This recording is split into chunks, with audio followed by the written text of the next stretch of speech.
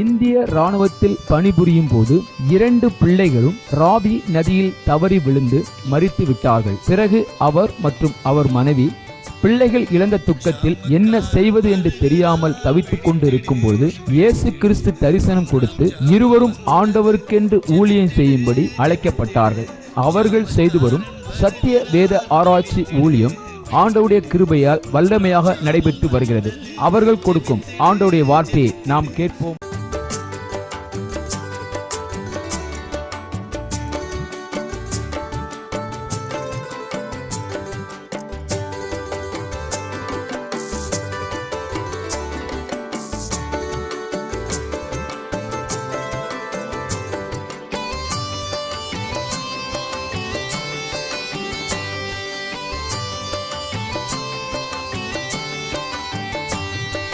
ஜாமக்காரன் வருகிறான், விழித்திடு விழித்திடு, 3ஆம் ஜாமம் வந்தது, ஜெபித்திடு ஜெபித்திடு. ஜாமக்காரன் வருகிறான், விழித்திடு விழித்திடு, 3ஆம் ஜாமம் வந்தது, ஜெபித்திடு ஜெபித்திடு. பரிசுத்த வசனத்தை தேடி நீயும் வாசி, படித்ததை மறவாமல் கருத்துடன் தியானி. பரிசுத்த வசனத்தை தேடி நீயும் வாசி, படித்ததை மறவாமல் கருத்துடன் தியானி. வார்த்தைகள் வல்லமையாய் ஞானமாய் பேசு, வாதைகள் வராது நம்பிக்கையே சாட்சி. வார்த்தைகள் வல்லமையாய் ஞானமாய் பேசு, வாதைகள் வராது நம்பிக்கையே சாட்சி. ஜாமக்காரன் வருகிறான், விழித்திடு விழித்திடு, 3ஆம் ஜாமம் வந்தது, ஜெபித்திடு ஜெபித்திடு.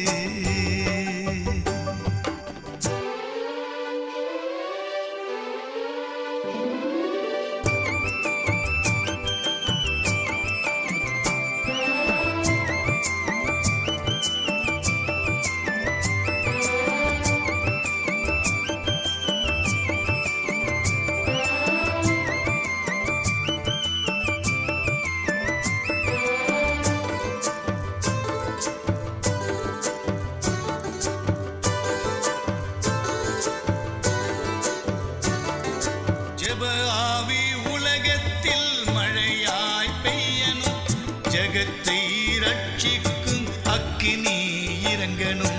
ஜெப ஆவி உலகத்தில் மழையாய் பெய்யணும், ஜகத்தை ரட்சிக்கும் அக்கினி இறங்கணும்.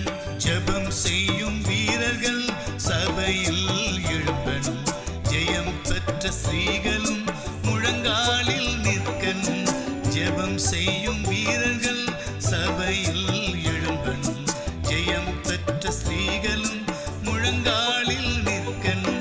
ஜாமக்காரன் வருகிறான், விழித்திடு விழித்திடு, 3ஆம் ஜாமம் வந்தது, ஜெபித்திடு ஜெபித்திடு.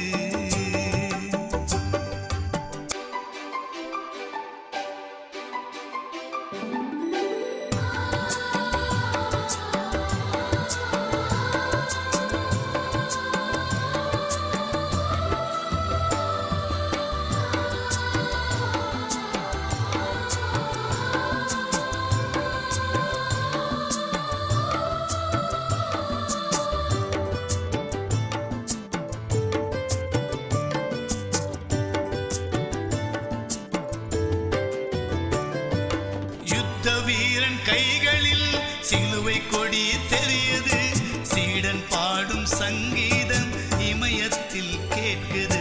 யுத்த வீரன் கைகளில் சிலுவை கொடி தெரியுது, சீடன் பாடும் சங்கீதம் இமயத்தில் கேட்குது. சமாதான சுவிசேஷ பாதரட்சை அணிந்திடு, ஆவியின் பட்டயமே அணி அணியாய் புறப்படு. சமாதான சுவிசேஷ பாதரட்சை அணிந்திடு, ஆவியின் பட்டயமே அணி அணியாய் புறப்படு. ஜாமக்காரன் வருகிறான், விழித்திடு விழித்திடு, 3ஆம் ஜாமம் வந்தது, ஜெபித்திடு ஜெபித்திடு.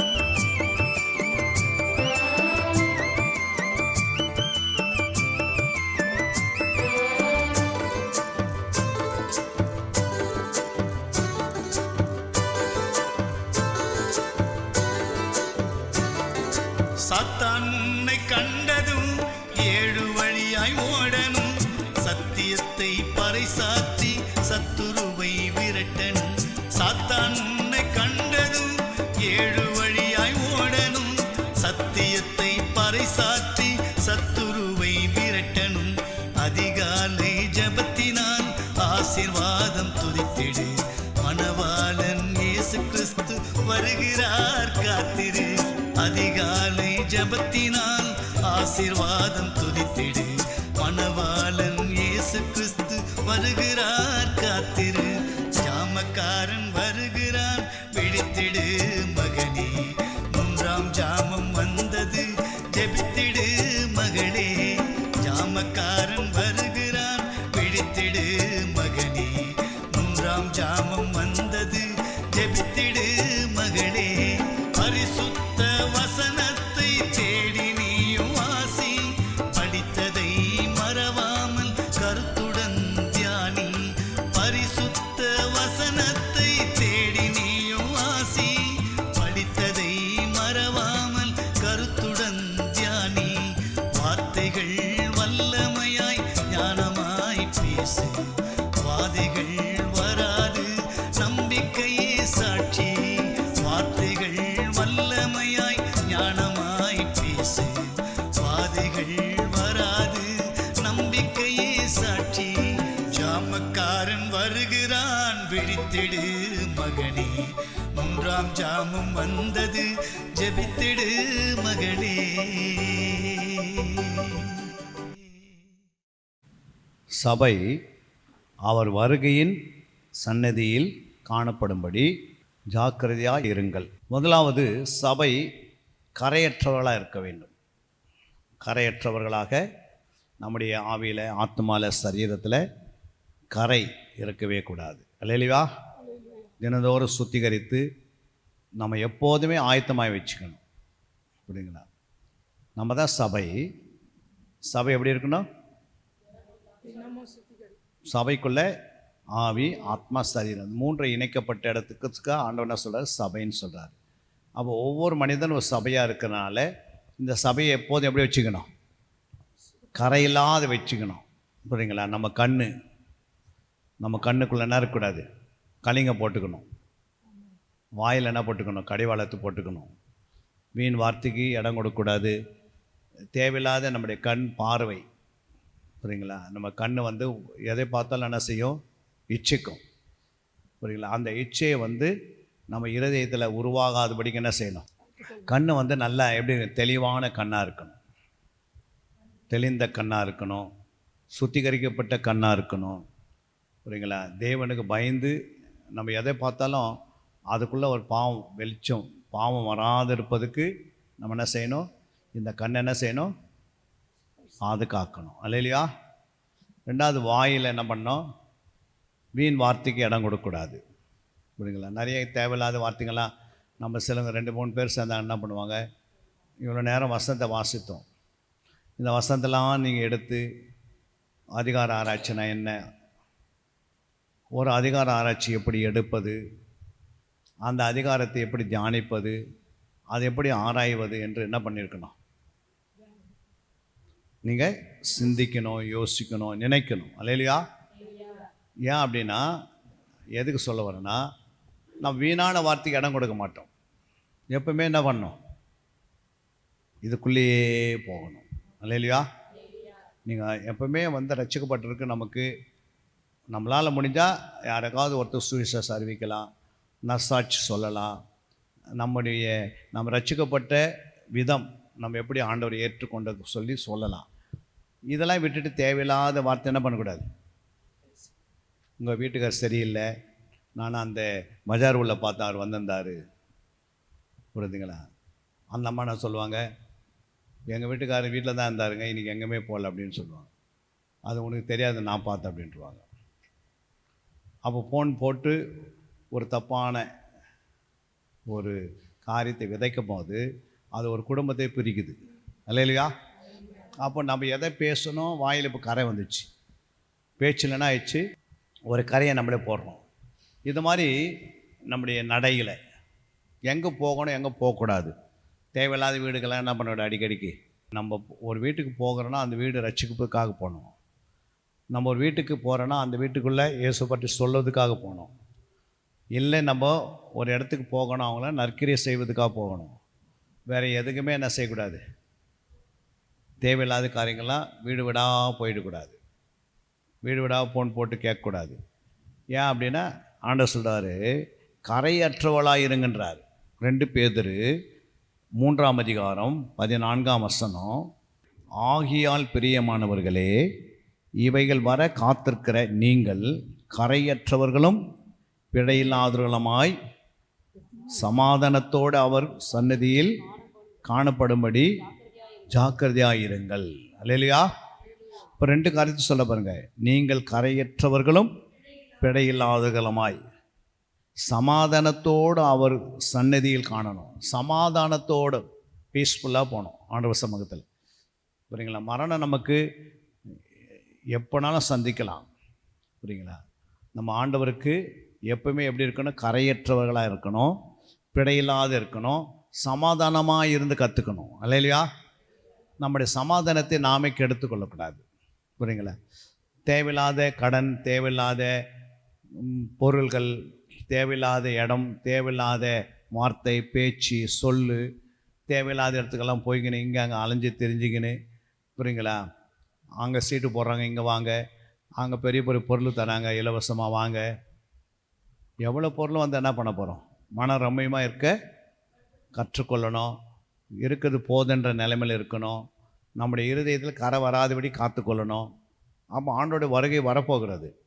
ஏதோ நம்ம நினைக்கிற மாதிரி ஒன்று 10,000 வருஷம், இன்னும் 1000 வருஷம் இருக்குது, இனிமேல் நம்ம என்ன பண்ணலாம், ஜாலியாக வாழலாம், அப்படிலாம் கிடையாது. கடைசி காலத்தில் ஆண்டுடைய ரகசிய வருகை வருவதுக்கு மிக சமயமாக இருக்கிறது. புரியுங்களா? நம்ம 50 வருஷத்துக்கு முன்னாடி பார்க்காதாலும் இப்போ பார்க்குறோம். 50 வருஷத்துக்கு முன்னாடி நடக்காதாலும் இப்போ நடந்துனுக்குது. புரியுங்களா? அப்போல்லாம் வந்து ஒரு ஆக்சிடெண்ட் நடந்தாவே 1 வருஷத்துக்கு ஒரு ஆக்சிடெண்ட் தான் நடக்கும். அது கூட ரொம்ப கஷ்டம். எங்கள் ஊரில் தெரிஞ்சு ஒருத்தன் தான் குடிச்சிருந்தான், இன்றைக்கி ஊரே குடிக்குது. அல்லையா? இன்றைக்கி ஊரில் போனால் குடிக்காத ஆளே கிடையாதுன்றான். அப்போ ஒரு ஆள் குடிக்கிறதுக்கு தாங்க முடியாதுன்றோம். இன்றைக்கி ஊரே குடிச்சினது எப்படி தாங்கிறது? அப்போது பாவம் பெருத்து போயிடுச்சு, அன்பு தணிந்து போயிடுச்சு. நம்ம பிள்ளைங்களோடு இப்போ உட்காந்து பேசுறதுக்கு நமக்கு டைம் இல்லை. கணவரோடு உட்காந்து என்ன பேசணும்னு நமக்கு தெரியல. புரியுங்களா? நம்ம அவர் ஒன்று செய்யணுங்கிறார், நம்ம ஒன்று செய்யணும் இப்போ வீட்டில். அல்லையா? உட்காந்து 2 பேருக்கும் நம்ம மனம் விட்டு பேசினா தான் குடும்பம் சமாதானமாக வரும். இதான் சொல்ல பாருங்கள். நீங்கள் கரையற்றவர்களும் பிழையில்லாதவர்களுமாய் சமாதானத்தோடே அவர் சந்நிதியில். அப்போது யார் சந்நிதி? ஒரு குடும்ப சமாதானத்தோடு அவர் சந்நிதிக்குள்ளே போகணும், காணப்படும்படி ஜாக்கிரதையாக இருங்க. அப்போது சமாதானம் குடும்பத்துக்கு உள்ளே இருக்குது. புரியுங்களா? அப்போது கணவன் மனைவி பிள்ளைங்களுக்குள்ள அந்த சமாதானம் இருக்குதா? அப்போ சமாதானம் ஏன் இல்லை அப்படின்னா, அங்கே குடும்ப ஜபம் இல்லை, வேத வாசிப்பு இல்லை, சரியான ஜபம் இல்லை, ஆண்டுடைய சமூகத்துக்கு ஆலயத்துக்கு சரியாக போகிறதில்ல, வேலைன்னு ஓடிக்கொண்டு இருக்கிறது, ஒருவருக்கு ஒரு நேரம் எடுத்துக்கின்னு இப்படிலாம் வந்து என்ன பண்ண முடியாது, சமாதானத்தை பார்க்க முடியாது. புரியுங்களா? அப்போ ஆண்டவர் சொல்கிறாரு, 2 1 தெசலோனிக்கேயர் 5:23 சொல்லுகிறது பாருங்கள். இயேசு கிறிஸ்து வரும்போது குற்றமற்றதாக இருக்கும்படி காக்கப்படுவதாக. புரியுங்களா? இயேசு கிறிஸ்து வரும்போது எப்படி இருக்கணுமா? உங்களை குற்றம் இல்லாமல் காத்துக்கொள்ளணும். உங்கள் ஆவியில் மீறுதல் இருக்கக்கூடாது, உங்களுடைய இருதயத்தில் அக்கிரமம் இருக்கக்கூடாது, உங்கள் சரீரத்தில் பாவம் இருக்கக்கூடாது. அவங்க பேர் தான் இது. ஆவியில் மீறுதல், இருதயத்தில் அக்கிரமங்கள், அப்புறம் சரீரத்தில் பாவங்கள். அல்லேலூயா. இதெல்லாம் இல்லாத இருந்தால் தான் நம்முடைய வாழ்க்கையில் என்ன இருக்கும்? சொல்லுங்கம்மா. இதெல்லாம் இல்லாத இருந்தால் தான் வாழ்க்கையில் பரிசுத்தமாக வாழ முடியும். புரியுங்களா? அப்போ ஆவி ஆத்மஸ்தத்தில் மீறது, எதிர்த்து பேசுறது. பிள்ளைங்க என்ன பண்ணுவாங்க? பெற்றோர்களை எதிர்ப்பாங்க. மனைவி சிலவங்க எதிர்த்து புருஷனை பேசுவாங்க. புருஷர்கள் சில மயப்புற தப்பாக பேசுவாங்க. தேவையில்லாத வார்த்தை இருக்கவே கூடாது, மீறுதல் இருக்கக்கூடாது, அக்கிரமம் சிந்தை இருக்கக்கூடாது, பாவமான கிரிகள் இருக்கக்கூடாது. இது 3 இல்லாத இருக்கிறதா குற்ற இல்லாதவர்கள். அல்லேலூயா. அது சொல்ல பாருங்க. சமாதானத்தின் தேவன் தாம் உங்களை முற்றிலும் சமாதானத்தின் தேவன் தாமே உங்களை முற்றிலும் பரிசுத்தமாக்குவாராக. உங்கள் ஆவி ஆத்துமா சரீரம் முழுவதும் நம்முடைய கர்த்தராகிய இயேசு கிறிஸ்து வரும்போது குற்றமற்றதாய் இருக்கும்படி காக்கப்படுவதாக. உங்களை முற்றிலும் பரிசுத்தமாக்குவாராக. அல்லேலூயா. 3வது நம்ம ஒரு வசனத்தை அங்கே வாசிக்க. அங்கே யோவான் 1ஆம் அதிகாரம் 27ஆம் வசனம். திக்கற்ற பிள்ளைகளும் விதவைகளும் படுகிற உபத்திரவத்தினாலே அவர்களை விசாரிக்கிறதும் உலகத்தால் கரைப்படாதபடிக்கு தன்னை காத்து கொள்கிறதுமே பிதாவாகிய தேவனுக்கு முன்பாக மாசில்லாத சுத்தமான பக்தியாயிருக்கிறது. பாருங்க, அங்கே உலகத்தால் கரைப்படாதபடிக்கு தன்னை காத்து கொள்கிறதுனால. அல்லேலூயா. அல்லேலூயா. அப்போ உலகத்தால் கரைப்படாது இருக்கணும். உலகத்தால் என்ன? உலகத்தால் கரைப்படாதுன்னு என்ன அர்த்தம்? உலகத்தால் என்னன்னா, அங்கே 1 யோவான் 2ஆம் அதிகாரம் 15 16 வாசித்தீங்கன்னா, உலகத்தில் உள்ளவைகளிலும் அன்பு கூறாதிருங்கள். ஒருவன் உலகத்தில் அன்பு கூர்ந்தால் அவனிடத்தில் பிதாவின் அன்பில்லை. ஏனெனில் மாம்சத்தின் இச்சையும் கண்களின் இச்சையும் ஜீவனத்தின் பெருமையும் ஆகிய உலகத்தில் உள்ளவைகளில் எல்லாம் பிதாவினால் உண்டானவைகள் அல்ல, அவைகள் உலகத்தினால் உண்டானவைகள். அல்லேலூயா. அப்போ அங்கே பாருங்க, உலகத்தில் உள்ளவைகள் அன்பு கூறாதிருங்கள். உலகத்தில் என்ன இருக்குது? மாம்ச இச்சை, கண்கள் இச்சை, ஜீவனத்தின் பெருமை. மாம்ச இச்சை என்னன்னா நல்லா சாப்பிட்றது, தூங்குறது, இதுதான் மாம்ச இச்சை. அல்லேலூயா. நல்லா நீ சாப்பிட்டுட்டு 8 மணி நேரம் தூங்குறனா அப்போ நீ யார்? மாம்ச இச்சை உனக்குள்ளே இருக்குது. புரியுங்களா? 8 மணி நேரம் தூங்குற ஒரு விசுவாசி எப்படி 8 மணி நேரம் தூங்க முடியும்? 2 ஹவர் நீ என்ன பண்ணிக்கணும்? 1 மணி நேரமாவது தூக்கத்துலேருந்து எடுத்து 1 மணி நேரம் ஜெபிக்கணும். அல்லேலூயா. அப்போ மாம்சத்தில் நல்லா சாப்பிட வேண்டியது, போய் படுத்து தூங்க வேண்டியது, அப்புறம் என்ன பண்ண கோட்டு வாய் விட வேண்டியது, அப்புறம் நேரம் இல்லைன்னு சொல்கிறது, அப்புறம் ஜெபம் பண்ணுறதுக்கு தான் இல்லை. நேரம் இல்லைன்னா எப்படி நேரம் கிடைக்கும்? நீ தான் நேரத்தை என்ன பண்ணணும்? ஒதுக்கணும்ல. அப்போது மாம்ச இச்சையை அடிக்கணுன்னா என்ன செய்யணும்? மாம்சத்தை இச்சையை அடுக்கணுன்னா என்ன செய்யணும்? தூக்கத்தில் வெறுக்கணும். புரியுங்களா? எல்லா நேரம் தூங்கினுங்க முடியாது. புரியுங்களா? ஒரு 4 மணி நேரம் தூங்கினீங்களா, 5 மணி நேரம் தூங்கினா அது போதுமானது. புரியுங்களா? உனக்கு என்ன தூக்கம் ஆண்டவர் கொடுத்துருவார். அவர் நல்ல நித்திரை அவர் நமக்கு தருவார். ஆனால் நம்ம தெய்வ சமூகத்தில் என்ன செய்யணும்? ஜெபிக்கணும். நேரத்தை என்ன பண்ணணும்? தூக்கத்துலேருந்து 1 மணி நேரம் கட் பண்ணி எடுத்து ஆணுடைய பாதத்தில் போய் 1 மணி நேரம் முழங்கால் பட்டு தேசத்துக்காக ஜெபிக்கணும். அழிந்து போகிற மக்களுக்காக ஜெபிக்கணும். திறப்பின் வாயிலின்று ஜெபிக்கணும். அப்போ மாம்சத்தில் என்ன பண்ணக்கூடாது? அப்போ அந்த இச்சை நிறைவேறாது. புரியுங்களா? நம்ம என்ன பண்ணுறோம்? 8 மணி நேரம் வேலைக்கு போகிறாங்க, 8 மணி நேரம் தூங்குறாங்க, மீதி 8 மணி நேரம் ஊரை சுற்றி அப்படியே டைம் வேஸ்ட் பண்ணுவாங்க. அப்புறம் ஆண்டவர் சொல்லுவார், நான் உனக்கு டைமெல்லாம் கொடுத்தேன், ராயனுக்குரியது ராயனுக்கும் தேவனுக்குரியது. அப்போ தேவனுக்குரியது தேவனுக்கு கொடுக்கலையே. தேவனுக்குரியது நம்ம கொடுக்கணுமா கொடுக்கக்கூடாதா? அப்போது மாம்ச இச்சை என்ன செய்யும்? புரியுங்களா? மாம்சத்தில் எப்படி சிம்சோன், எப்படி தாவீது, புரியுங்களா? அவனுக்குள்ள மாம்ச இச்சை இருந்ததுனால தான் பாவத்தில் விழுந்துட்டான். அல்லேலூயா.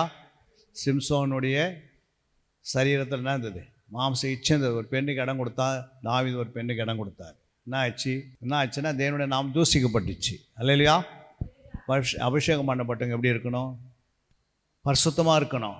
ஒரு மனைவி தான் ஆண்டு கொடுத்தாரு, அவ்வளோதான். அந்த ஒரு மனைவியோடு ஒரு கணவன் கொடுத்தார் ஆண்டவர். ஒரு மனைவிக்கு ஒரு கணவன், ஒரு கணவனுக்கு ஒரு மனைவி, அவ்வளோதான். அவங்க இந்த ஒரு மனைவி ஒரு கணவனோடு, ஒரு கணவன் ஒரு மனைவியோடு என்ன செய்துக்கணும்?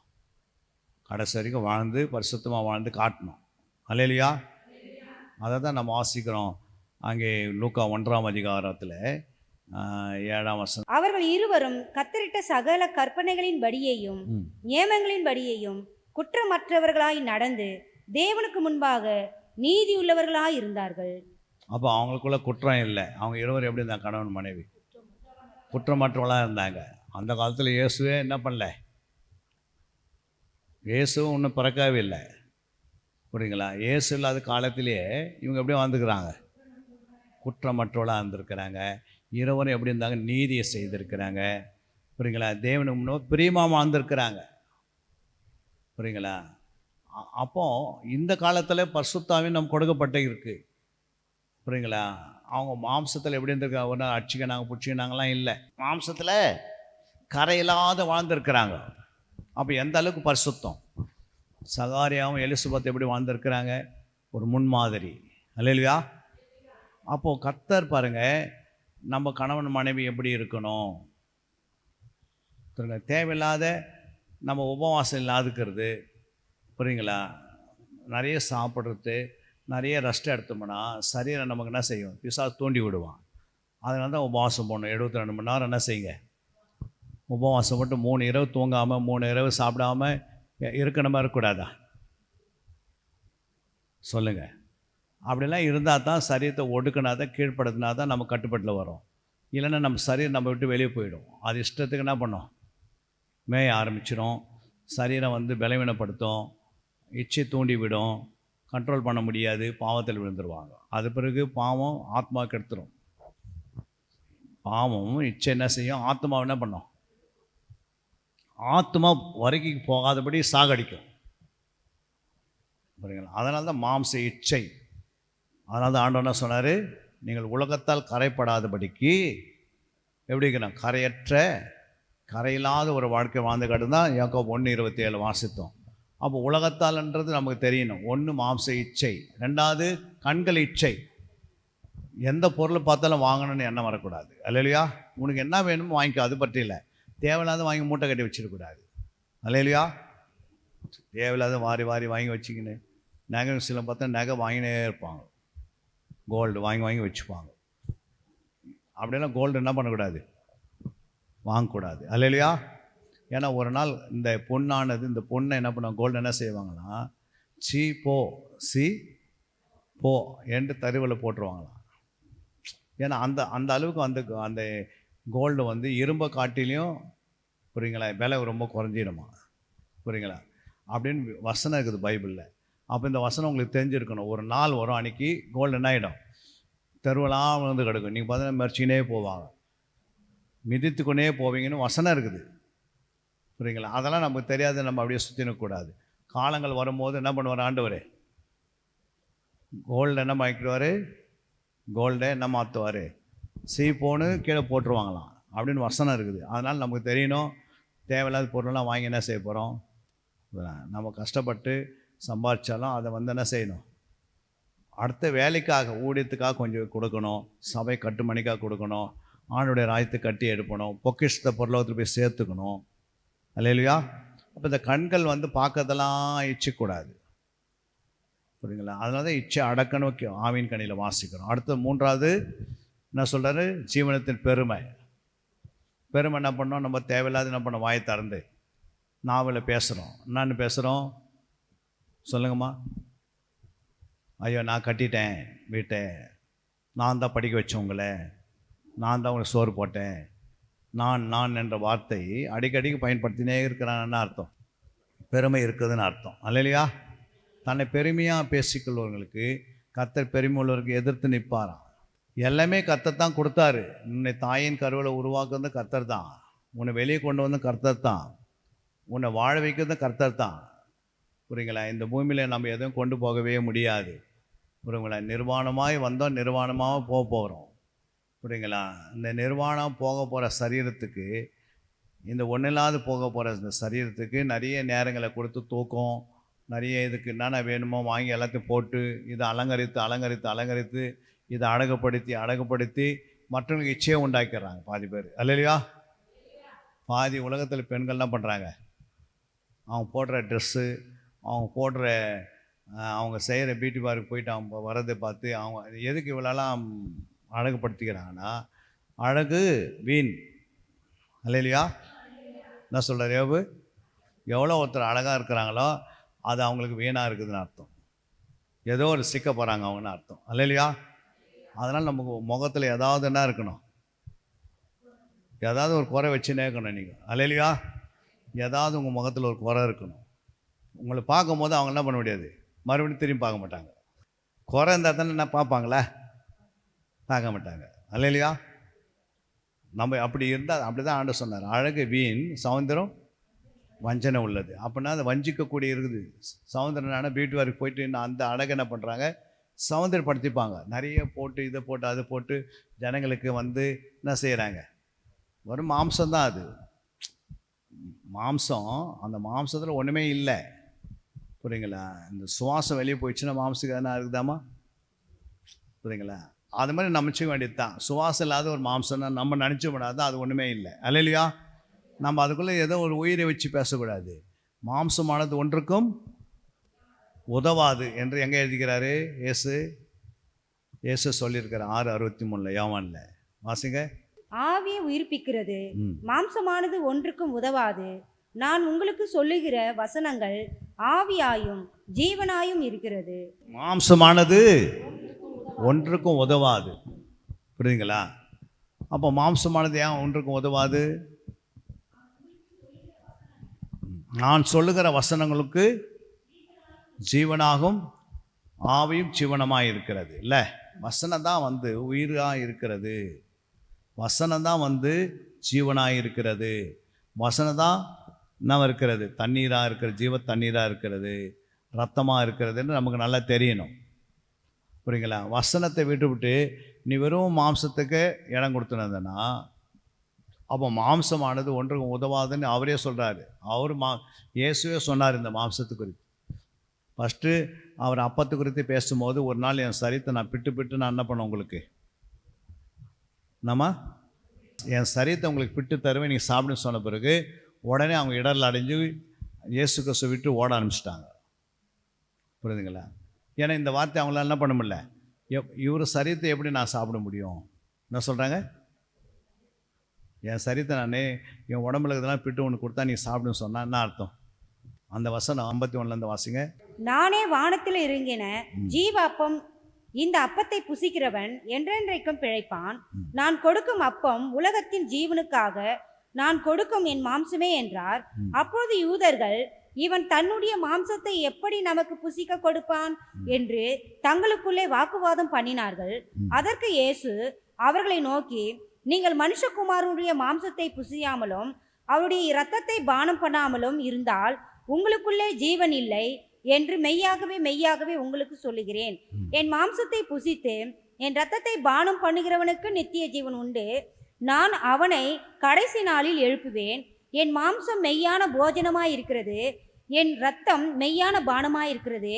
என் மாம்சத்தை புசித்து என் இரத்தத்தை பானம் பண்ணுகிறவன் என்னிலே நிலைத்திருக்கிறான், நானும் அவனிலே நிலைத்திருக்கிறேன். ஜீவனுள்ள பிதா என்னை அனுப்பினது போலவும் நான் பிதாவினால் பிழைத்திருக்கிறது போலவும் என்னை புசிக்கிறவனும் என்னாலே பிழைப்பான்.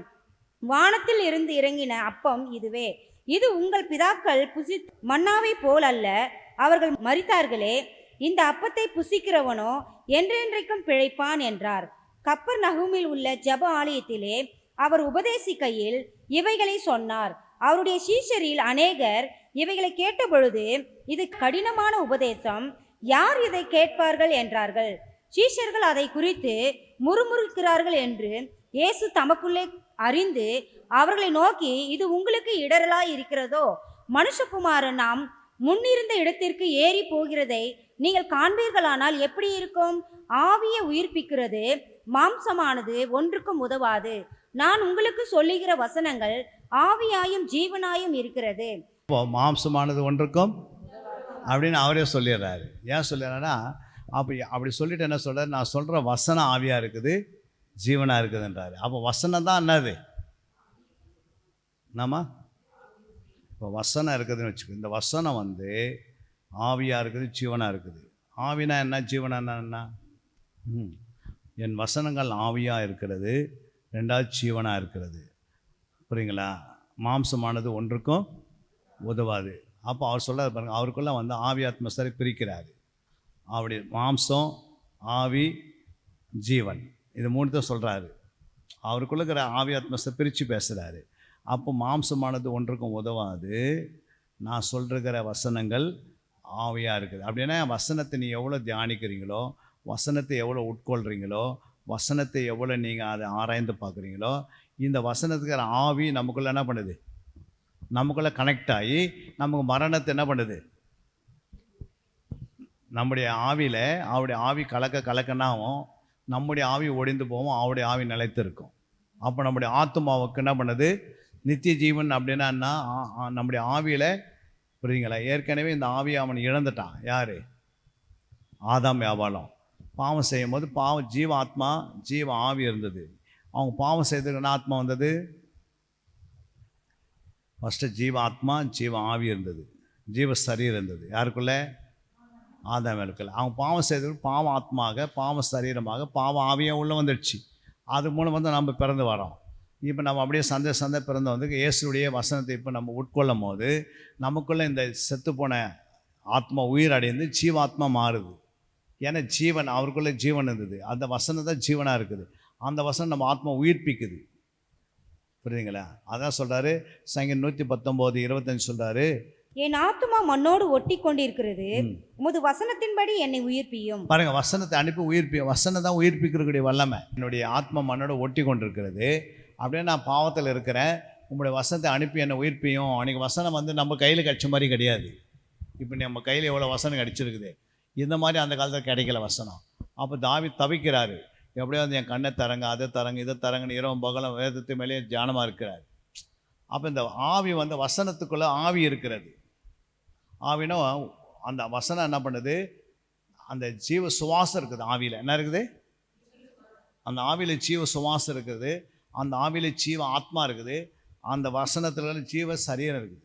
இது மூணுமே அடங்கி இருக்குது. அதனால தான் இந்த வார்த்தை புசிக்கிறவன் அவர் தான் வார்த்தை. புரியுங்களா? இப்போ நிறைய பேர் வந்து நம்ம என்ன பண்ணுறோம், அவருடைய சரீரத்தை ஒரு பிரெட்டாக சாப்பிட்றோம் வாரம் வாரம் சொல்லி. அப்புறம் அவருடைய ரத்தத்தை என்ன செய்கிறோம், ஒரு திராட்சை ரசமாக அது மேலே கை வச்சு ஜெபம் பண்ணுறோம். ஜெபம் பண்ணி இந்த திருவந்துக்குள்ளே பங்கு பெறுறோம். பங்கு பெறும்போது எப்படி எடுத்துக்கிறோம், நம்ம பங்கு பெறும்போது அசுத்தமாக இருந்து பங்கு பெறுறோமா, சுத்தமாக இருந்து பசுங்க? ஏற்கனவே பரிசுத்தமாகவே இருக்கிறோம். அந்த நேரத்தில் திருவந்து எடுக்கிற நேரத்தில் ஆண்டு வரையும் வந்து நான் போயிடுமா போக மாட்டோமா? திருவந்து எடுக்கிறதுக்கு ஒரு 10 நிமிஷத்துக்கு முன்னாடி ஆண்டு வரையும் வந்துச்சு. இப்போ இந்த நேரத்துக்கு போக மாட்டோமா? ஐயோ திருவந்து எடுத்துக்குன்னா தான் பரலவம் போனேன் அப்படி இல்லை. புரியுங்களா? திருவந்து எடுக்கிறதுக்கு முன்னாடி எப்படி இருக்கிறோம்? பரிசுத்தமாக தான் திருவந்து எடுக்க முடியும். நீ ஆவி ஆத்மா சரீரத்தை சுத்திகரித்து ஆயத்தப்படுத்தணும். இயேசு ரத்தத்தினால் கழுவப்பட்டிருக்கணும், சுத்திகரிக்கப்பட்டிருக்கணும், பரிசுத்தமாக்கப்பட்டு தினந்தோறும் என்ன செய்யணும்? வாயில் தான் சொல்கிற இயேசுவே ரத்தத்தினால் என்னை கழுவுன்னு. அப்போ உடனே என்ன பண்ணுறாரு, அது கழுவுன மாதிரி நம்ம விசுவாசிக்கிறோம்.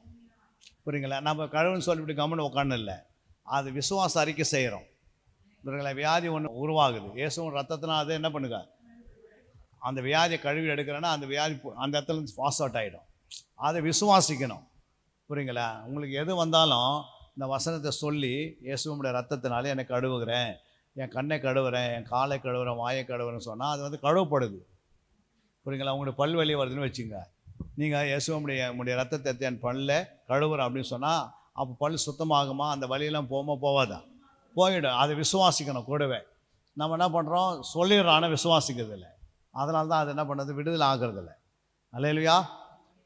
அப்போ இதையும் ஒரு பக்கம் நம்ம சுத்திகரிப்புக்காக ரத்தம் பயன்படுத்துகிறாரு. டைரெக்டாக சொல்லி நமக்கு ஒரு விடுதலை வாங்கி தராரு. ரெண்டாவது, நம்ம திருவந்து எதுக்கு எடுக்கிறோம் அப்படின்னா அவரை நினைவு கூறுகிறோம். அந்த பாடுகள், உபத்திரம், துன்பம், அது அவர் அந்த திருவிருந்தில் அவர் தன்னுடைய ரத்தத்தை எப்படி சிலுவைக்கு போகும்போது என்ன எவ்வளோ பாடுபட்டார்.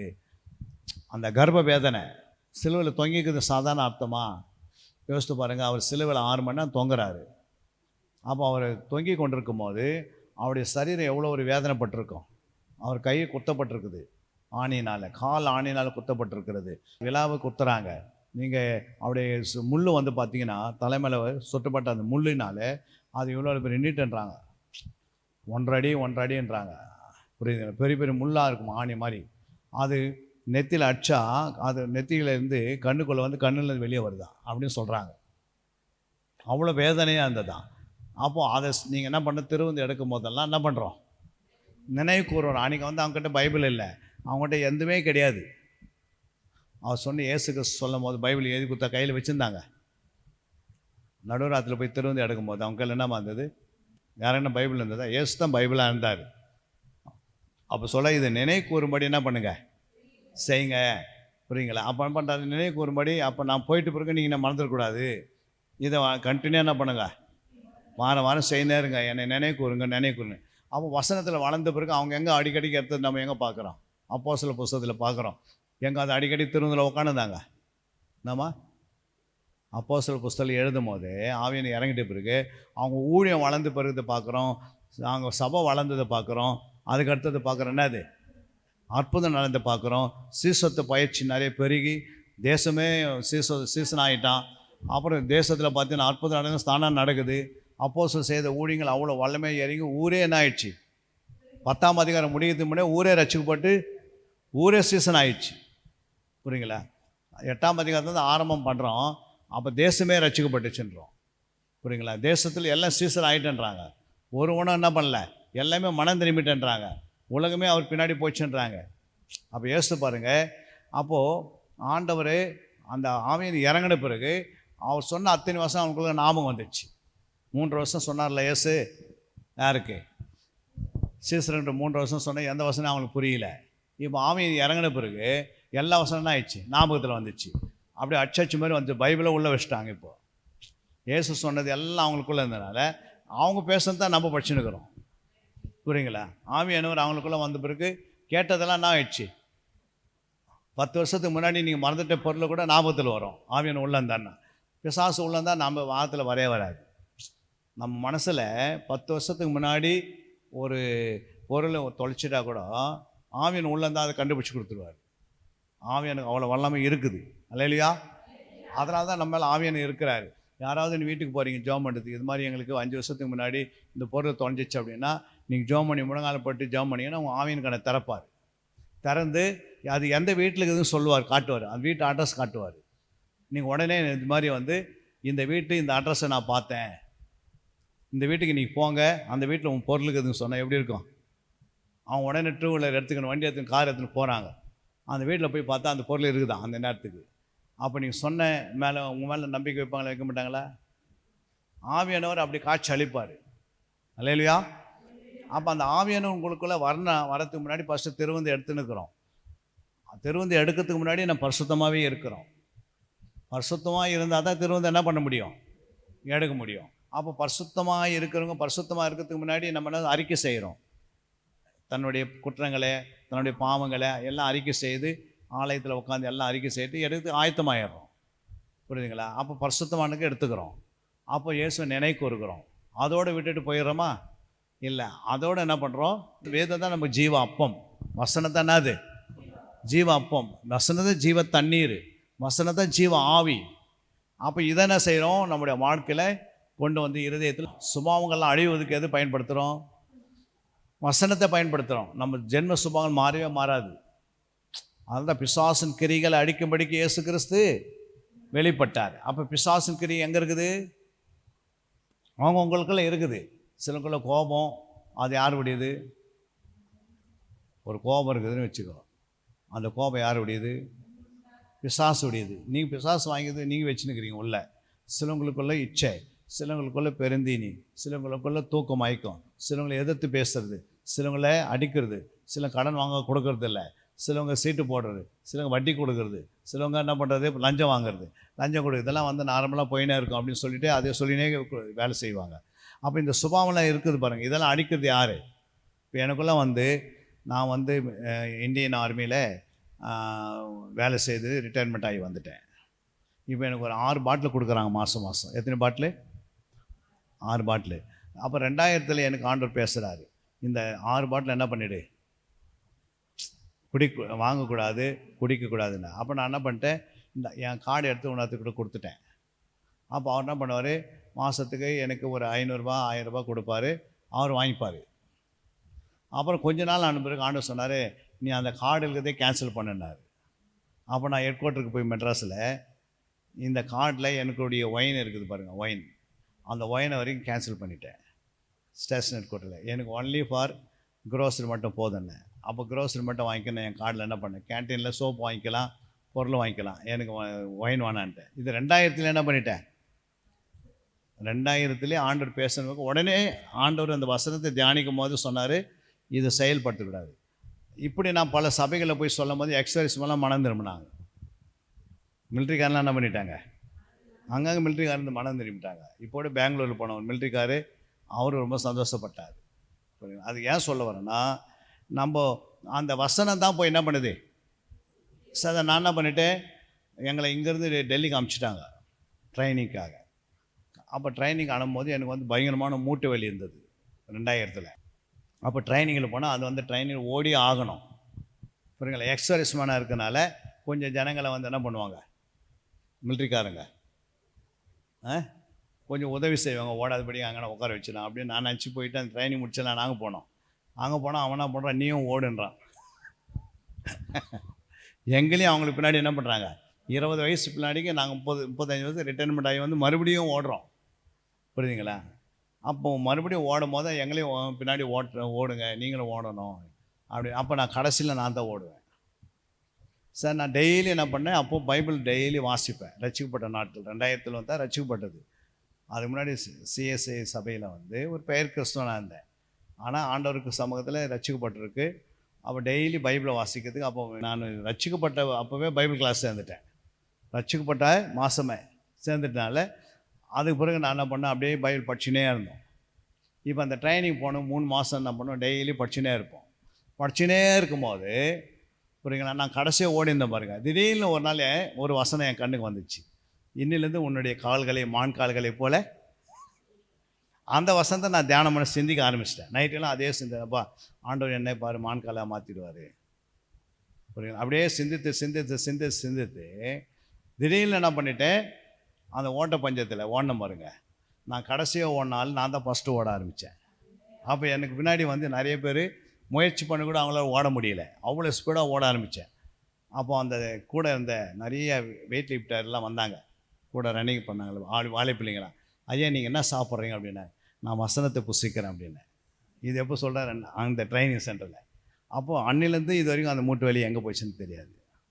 அப்போ என்ன செய்கிறார் ஆண்டவர், அற்புதம் செய்கிறாரு. அப்போ பாருங்கள், மான்கால்கள் அந்த வசனத்துக்கு ஒப்பு கொடுக்கும் போது, விசுவாசிக்கும் போது அப்படியே நிறைவேறியது. புரியுங்களா? அப்போது குடியை விடுறதுக்கு டக்குன்னு என்ன பண்ணிட்டேன், நமக்கு வர லாபம் இருந்தால் கூட அதை நஷ்டம் பண்ணிட்டு எண்ணி விட்டுட்டேன். கேன்டீன்லேருந்து விட்டுட்டுனா ஆண்டவர் உடனே ப்ரொமோஷன் கொடுக்குறாரு, உடனே நம்மளை உயர்த்துக்கிறாரு. புரியுங்களா? அப்போ நம்ம சாப்பிட நமக்கு வராது. நிறைய பேர் சொன்னாங்க, நீங்கள் 6 பாட்டில் வாங்கி எனக்கு கொடுங்க, நான் உனக்கு தரேன் அப்படின்னாங்க. நான் என்ன சொன்னேன், 6 பாட்டில் நான் வாங்குகிறேன், உனக்கு 2 பாட்டில் கொடுப்பேன், உன் பிள்ளைங்களுக்கு 4 பாட்டில் கொடுக்குறேன், ஒத்துக்கிறியான்னு கேட்டேன். அவர் சொல்கிறார், எங்கள் பிள்ளைங்களுக்கெல்லாம் கொடுக்கக்கூடாது, எங்கள் பிள்ளைங்களுக்கு கெட்டு போயிடும். அப்போ இன்னொரு பிள்ளைங்களுக்கு கொடுத்தா இன்னொரு பிள்ளை கொடுங்க, அது நல்லது அப்படின்றாரு. அப்போ இன்னொரு பிள்ளைங்க கெட்டுன்னா இவங்க பிள்ளை அப்படின்னு வேலை மல்லி இப்படி தான் கேள்வி கேட்கும்போது அவங்க என்ன பண்ணுவாங்க, அவங்க வாங்காதே போயிடுவாங்க. அப்புறம் 2வது சொல்லுவாங்க, இயேசு எழுதிட்டு இருக்கிறாருங்க ஐயா பைபிளில், குடியே கெடுக்கும் அப்படின்ட்டு பைபிளில் இருக்குது. புரியுங்களா? குடிச்சிட்டா 7 சிந்தனைகள் வருமா. எத்தனை சிந்தனை? மனுஷனுக்கு 7 நினைவுகள் வருமா ஒரே டைமில். அப்போ அதை குறித்து தெளிவாக நீதிமொழி எழுதப்பட்டிருக்குது. அப்போ இதெல்லாம் சொல்லும் போது அவங்களுக்கு என்ன ஆகுது, அவங்களுக்கே ஒரு பயம் வந்துடுது. புரியுங்களா? இப்படி தான் வந்து ஆண்டவர் ஒன்று ஒன்றா விட்டு நமக்குள்ளே என்னென்ன சுபம் கட்டாயினே வருது, கோபம் கட்டாகுது. புரியுங்களா? நமக்குள்ளே என்னென்ன பழக்கம் இருந்ததோ அதெல்லாம் என்ன ஆகுது, கட்டாகுது. வீண் வார்த்தை கூட பேசக்கூடாது, பரியாசம் பண்ணக்கூடாதுங்கிறது கட்டாகுது. எல்லாமே கட்டாயி பரிசுத்த மேலே இன்னும் பரிசுத்தம். அதான் ஆண்டவர் சொல்ல, பரிசுத்துக்கு மேல் இன்னும். அப்போ இன்னும் பரிசுத்தமாக இருந்தால் என்ன அர்த்தம்? அப்போ எங்கெங்கெல்லாம் நம்ம என்ன சுபாவங்க தான் அது மாறினே இருக்குது, பரிசுத்துக்கெல்லாம் போயினே இருக்கிறோம். புரியுங்களா?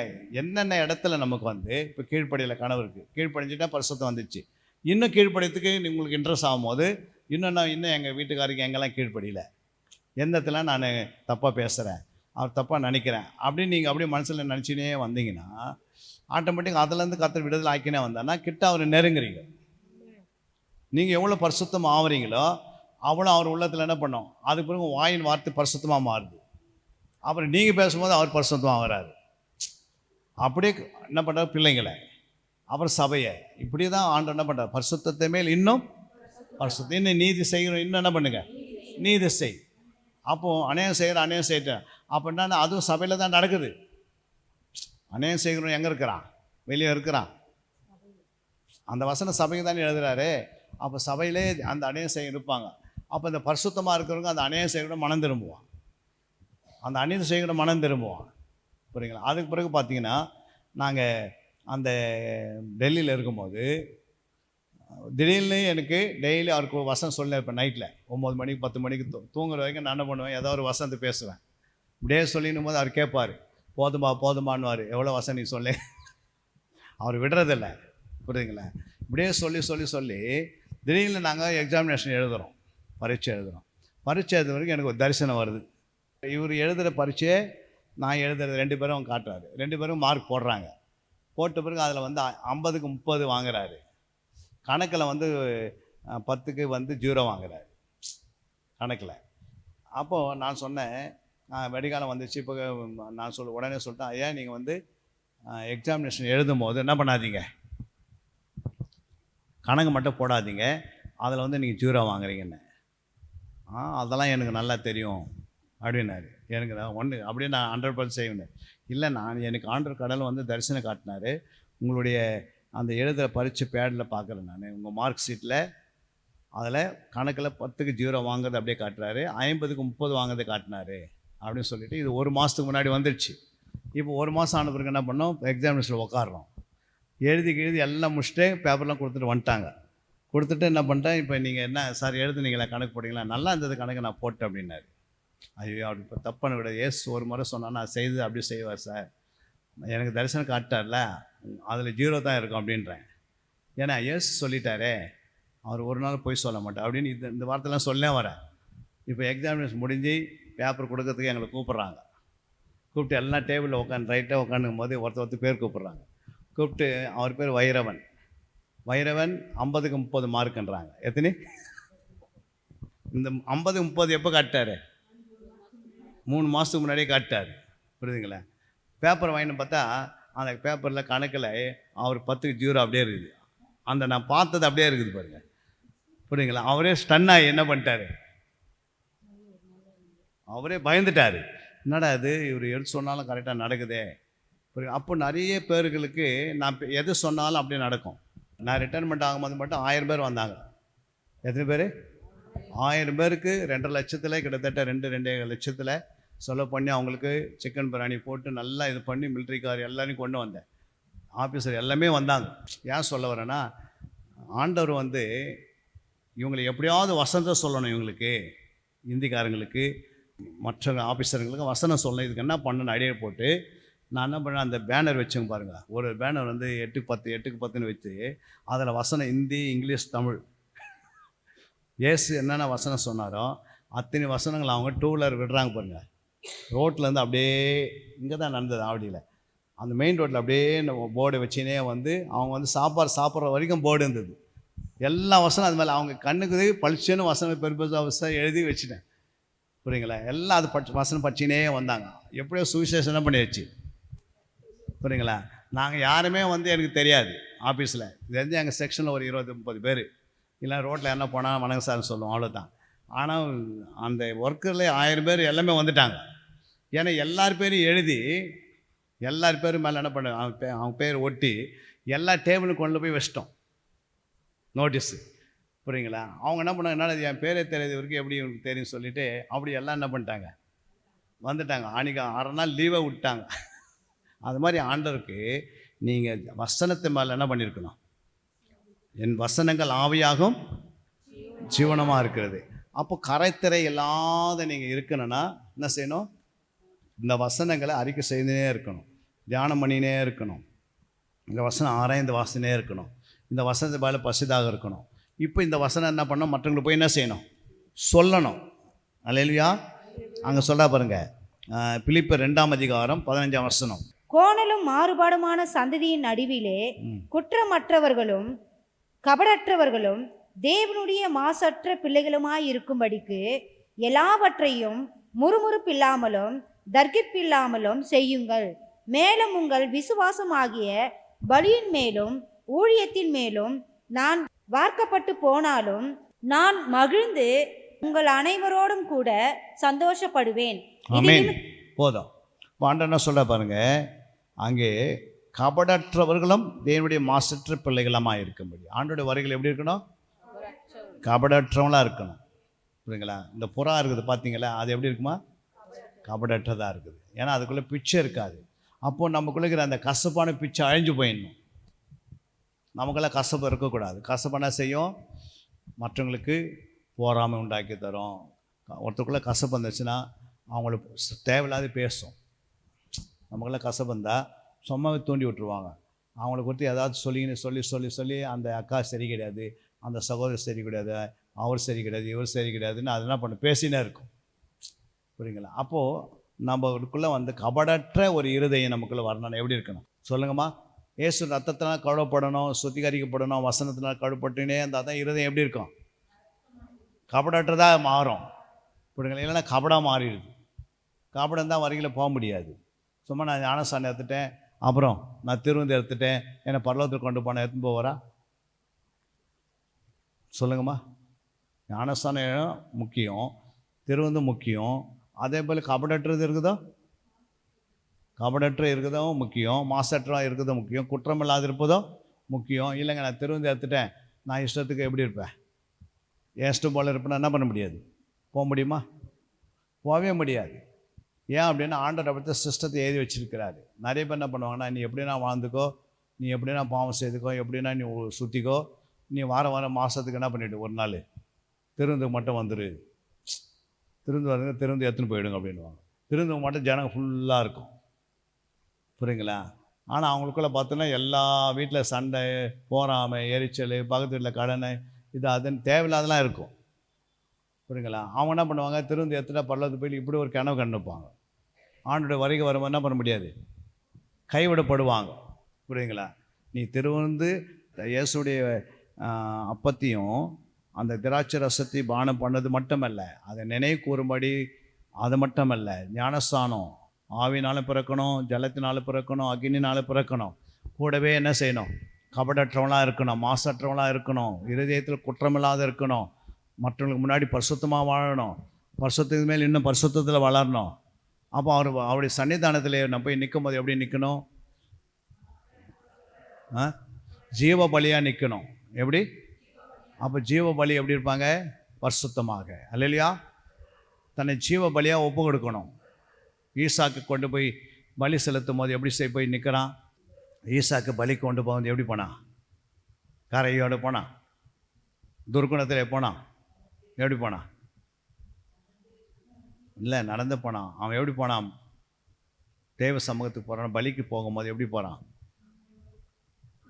அவனத்தில் எந்த ஒரு கபடற்றும், எந்த குற்றம் இல்லை, எந்த மாசம் இல்லை, எந்த ஒரு பொய்யும் இல்லை, பித்தலாட்டம் இல்லை, அவனுக்குள்ளே எல்லாம் பரிசுத்தமாக இருந்தது. அதனால தான் பலி கேட்பாங்க. பிதா பலி கேட்குறானா ஒருத்தர், அது எப்படி இருக்கணும், பழுதலாத இருக்கணும், பரிசுத்தமாக இருக்கணும். அப்போ ஈசாக்கு பரிசுத்தமாக இருந்தனால தான் பலி கேட்குறாரு, புரியுங்களா? அப்போ நம்மளை பலிக்கு வாங்கன்னு சொன்னால் நமக்குள்ள 1000 குற்றம் வச்சுருந்தா பலி எப்படி போக முடியும்? அப்போ இயேசுக்குள்ளே பலிக்கு போகிறான்னு எப்படி போகிறாரு, பரிசுத்தமாக போனால் தான் பலி. அவருக்குள்ளே 1000 குற்றம் இருந்தால் என்ன பண்ண முடியும், யாருக்கு பலி என்ன பண்ண முடியும், செலுத்தவே முடியாது.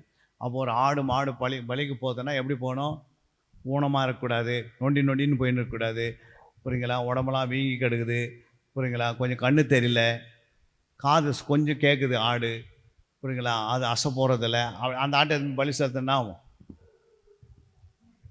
நம்ம அப்படி செலுத்துறவங்களாம் என்ன பண்ண முடியாது. சிலவங்க பார்த்தீங்கன்னா ஆண்டவருக்கு எது கொடுத்தாலும் எப்படி கொடுக்கணும், ஃபஸ்ட்டு குவாலிட்டி கொடுக்கணும். என்னது, முதல் பலனை கொடுக்கணும் ஆண்டவருக்கு, புரியுங்களா? ஃபஸ்ட்டு குவாலிட்டி, ஃபஸ்ட்டு பலன் ஆண்டவருக்கு. அதுதான் விருப்பம்.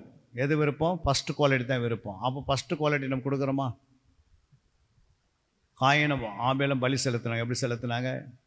2 பேரும் பலியே நல்ல பலி தான், எதுலையும் அதில் என்ன இல்லை, புரியுங்களா? காயினுக்குள்ளே வந்து விசுவாசம் இல்லை, ஆபேலுக்குள்ளே விசுவாசம் இருந்தது, புரியுங்களா? அதை தான் 4:11 வாசிக்கிறோம். எபிரேயர் 11:4 விசுவாசத்தினாலே ஆபேல் காயினுடைய பலியிலும் மேன்மையான பலியை தேவனுக்கு செலுத்தினான், அதனாலே அவன் நீதிமான் என்று சாட்சி பெற்றான். அவனுடைய காணிக்கைகளை குறித்து தேவனே சாட்சி கொடுத்தார், அவன் மரித்தும் இன்னும் பேசுகிறான். அப்போ விசுவாசத்தினாலே ஆபேல் என்ன பண்ணாரு, விசுவாசத்தினாலே காயின் பலியிலையும் மேன்மையான பலி, புரியுங்களா? விசுவாசம், அந்த விதத்தில் விசுவாசம் இருந்தனால்தான் அது மேன்மையாக மாறுது. இப்போ நீங்கள் ஆண்டவருக்கு காணி கொடுக்கும் போது, நீங்கள் தசமாகம் கொடுக்கும் போது, நீங்கள் எதை செய்தாலும் விசுவாசத்தோடு செய்தீங்கன்னா அது மேன்மையாக மாறும். ஆனால் அதுக்குள்ளே விசுவாசம் இல்லாத நீங்கள் எதை செய்தாலும் அது மேன்மையாக மாறாது. என்னது, விசுவாசம் இல்லாத நீ சர்ச்சுக்கு வந்தாலும் வேஸ்ட்டு, விசுவாசம் இல்லாமல் நீ பாட்டு பாடினாலும் வேஸ்ட்டு, விசுவாசம் இல்லாமல் நீ கர்த்தருக்கு காணி கொடுத்தாலும் வேஸ்ட்டு, விசுவாசம் இல்லாத நீ வீட்டை கட்டினாலும் வேஸ்ட்டு, விசுவாசம் இல்லாத நீ வீட்டை விட்டு எங்கே போனாலும் விசுவாசத்தோடு போகணும். என்னது, விசுவாசிக்கிறவனுக்கெல்லாம் கூடும், நீ விசுவாசித்தால். அப்போது விசுவாசத்துக்கு எல்லாம் கூடுனா அந்த விசுவாசம் எங்கேருந்து வருது, கண்ணால் பார்த்துக்கிறது விசுவாசம் இல்லை, பார்க்காததுக்கு பேர் தான் விசுவாசம். அல்லேலூயா. அப்போது ஆண்டவரை நீ பார்க்கல, ஆனால் விசுவாசிக்கிற, புரியுங்களா? ஆண்டவர் பார்த்துனக்குறோம் டெய்லி, ஆனால் நம்ம எவ்வளோ விசுவாசம் வைக்கிறோம், அந்த விசுவாசம் அந்த வேலையை செய்து முடிக்கும். விசுவாசத்துக்கு எல்லாம் ஆகும். அல்லேலூயா. அப்போ எந்த ஒரு காரியத்தை உங்களால் முடியாது, ஆனால் விசுவாசத்துக்கு எல்லாம் முடியும். உன்னால் முடியாது, இந்த வீட்டை கட்ட முடியாது, சர்ச்சை கட்ட முடியாது, ஆத்மா ஆதாயம் செய்ய முடியாது. விசுவாசத்துக்கு எல்லாம் கூடும். நீ விசுவாசம் 4 பேருக்கு சத்தியம் சொன்னால் அவங்க 4 பேர் வந்தாங்கன்னாவே 4000 பேர் வந்துடுவாங்க அவங்க மூலமாகவே. ஒரு விதையில் எவ்வளோ கணிக்குதுன்னு யாருக்குமே தெரியாது, ஆனால் ஒரு கனியில் எவ்வளோ விதைக்குதுன்னு, ஒரு ஆப்பிள் எத்தனை விதைக்குதுன்னு தெரிஞ்சிடும். ஆனால் ஒரு ஆப்பிள் விதை போட்டு இதில் எத்தனை கணிக்குதுன்னு சொல்ல முடியுமா? ஆனால் விசுவாசிக்கும் சொல்ல முடியும். புரியுங்களா? என்னவே முடியாதுங்க அப்படின்னு சொல்லிடலாம். என்னது? விசுவாசிக்கிறவனுக்கு எவ்வளோ ஆப்பிள் வரும்னு கேட்டால், விசுவாசி என்னவே முடியாது, அவ்வளோ ஆப்பிள் கொடுத்துருவார். நட்சத்திரங்களை பார்த்து சொல்கிறார்ல, நட்சத்திரங்களை பார்த்து உன் சந்ததி இப்படி இருக்குன்னு சொன்னால் நீ விசுவாசத்தை அப்படி ஆகுன்றார். புரியுங்களா? மறுபடியும் ஆபிரகாம் வந்தோன்னா எப்படி ஆகணும் அவனே கேட்குறான். புரியுங்களா? சகாரியக்கிட்ட ஆண்டவர் சொல்கிறாரு, தூதன் சொல்கிறாரு, இந்த மாதிரி உன்னுடைய வயிற்று ஒரு குழந்தை பிறக்க போகிறான் அப்படின்னு. அது எப்படி ஆகுன்னு சொன்னால் விசுவாசிக்க மாட்டேன்றான். விசுவாசிக்காத நல்லாவதில் உடனே வாயை அடைக்கிறாரு. புரியுங்களா? அப்போ அவர் ஏன் ஊமி ஆகினார்னு யாருக்குமே தெரியாது. அவர் விசுவாசிக்க மாட்டேன்றாரு. எப்படி ஆகுன்னு கேள்வி கேட்டுனேங்கிறாரு. எப்படி ஆகும் இது? ஆபிரகாமோட அப்படி தான் கேட்டார். அதனால தான் அவர் பலி செலுத்துக்கு போனார். அதுதான் அவருடைய இருட்டில் என்ன பண்ணிட்டார், தூக்கத்தில் ஆயந்த நித்திரை வரும்போது என்னாச்சு, ஆண்டவர் கொண்டு போய் எகிப்து தேசத்தை காட்டுறாரு. ஆண்டவர் ஆபிரகாமுக்கு எகிப்தில் காட்டுறாரு மக்கள் எவ்வளோ பேர் இருக்கிறாங்க. உங்களுடைய மக்கள் 400 வருஷங்க என்ன இருப்பாங்க, துன்பப்படுவாருன்றதே அவனை ஆயந்த நித்திரை கொடுத்துட்டு அவன் ஆத்மா கொண்டு போய் எகிப்தில் காட்டுறாரு, ஜனங்களை காட்டுறாரு, இவ்வளோ ஜனம் ஆட்கள்னு. அவன் எழுந்த பிறகு அவனுக்கு அப்போ தான் தெரியுது விஷயம். புரியுங்களா? அது மாதிரி யோபு புஸ்தகம் ஒன்று இருக்குது. புரியுங்களா? நீ நான் ஆண்டவரை விசுவாசிக்க மாட்டேன்ற, ஏன் சொன்னாலும் நீ கேட்க மாட்டேன் அப்படின்னா உனக்கு தரிசனம் காட்டுவார். உடனே உன்னை கொண்டு போய் அந்த இடத்தையே காட்டிட்டு ஸ்பாட்டில் காட்டு வருவார். உன் ஆத்மா கொண்டு போய் அந்த இடத்துல ஸ்பாட்டில் காட்டி கொண்டு வந்து உடனே உள்ளே வச்சுருவார். புரியுங்களா? அப்போ நீ விசுவாசிகள் என்ன பண்ண மாட்டார். நீ அப்பயும் விசுவாசிக்க மாட்டேன்னா அதான் தரிசனம் எதுக்குன்னா கண்ணால் காக்க வைப்பார், உனக்கு நடக்க வேண்டியது காட்டுவார். புரியுங்களா? அதனால தான் ஆயந்த நித்திரையை கொடுப்பார். கொடுத்துட்டு ஆத்மா வேலையை கொண்டு போய் அந்த ஆத்மா வேலை எல்லா வேலையும் முடிச்சுட்டு மறுபடியும் ஆத்மா எதுவுமே உள்ளே வைப்பார் ஆண்டவர். புரியுங்களா? அப்படியே ஆண்டவர் செய்வார். எத்தனை பேர் இங்கே புரிஞ்சது? எல்லாருமே புரிஞ்சு. Second section. அப்போ தினந்தோறும் உங்களுடைய வாழ்க்கையில் அதிகார ஆராய்ச்சி, வார்த்தையின் ஆராய்ச்சி, வசன ஆராய்ச்சி. நீங்கள் சகோதரி நல்லா எடுக்கிறாங்க, அவங்க எடுத்திருந்தாங்க, 2 பேரும் நல்லா எடுத்திருந்தாங்க, நீங்கள் எல்லாம் எடுத்து ஒரு நோட்டு எழுதினா தான் இங்கே இது நடக்கும்போது உங்களுக்கு சீசத்தை பயிற்சி முடிந்து கிராஜுவேஷன் கொடுக்கும்போது அதில் உங்களுக்கு 1 grade, 1st grade, 2nd grade போட்டு மார்க்கு ஏற்ற மாதிரி கொடுப்போம். இல்லையா? அப்போ அதை வாங்கிறதுக்கு உங்களோட யாரெல்லாம் நின்று விட்டாங்களோ அவங்கள மறுபடியும் என்ன பண்ணுங்கள், அவங்களாம் ஃபோன் பண்ணி கூப்பிட்டு இருக்கிற நாட்கள் என்ன பண்ணோம், அவங்கள கொண்டு வந்து உட்கார வைக்கணும். அப்போ ஆண்டோடைய வருகையில் நம்ம எப்படி இருக்கணும், ஆவி, ஆத்மா, சரீரம் 3மே பரிசுத்தமாக வைத்து காத்துக்கொள்ளணும். நம்ம பரிசுத்துக்கு மேல் இன்னும் பரிசுத்தம் அடைஞ்சினே இருக்கணும். ஆண்டவருக்காக ஊழியம் செய்யணும், ஆத்மா ஆதாயம் செய்யணும், அநேக ஆத்மாக்களை கொண்டு வரணும், சபைக்கு சாட்சியாக ஜீவிக்கணும், கொடுக்கணும், தாங்கணும், இதெல்லாம் செய்யணும். தேவன் தாம் உங்களை ஆசீர்வதிப்பாராக. ஆமேன். அன்பிற்குரியவர்களே, சத்திய வேத ஆராய்ச்சி வித்தியாசாலை தரிசன ஊழியம் 1. வடமாநிலத்தில் 300 திருச்சபைகளை உருவாக்குதல். 2. மாதம் ஒருமுறை எழுப்புதல் உருவாக்கும் எழுப்புதல் கூட்டம். 3. ஊழியர்கள், சபை தலைவர்கள், சுவிசேஷர்களுக்கென கருத்தரங்கு, அதாவது சத்திய வேத ஆராய்ச்சி நேரம். 4. டிவி ஊழியம். 5. பத்திரிகை ஊழியம். 6. CD DVD ஊழியம். 7. பவர் கேம்ப் அக்னி அபிஷேக முகாம். 8. உபதேச ஆராய்ச்சி கருத்தரங்கு ஊழியம். 9. நலிந்த குழந்தைகள் இல்லம். 10. 24 மணி நேர ஜெப மையம். 11. சத்திய தேவ ஆராய்ச்சி கல்லூரி. 12.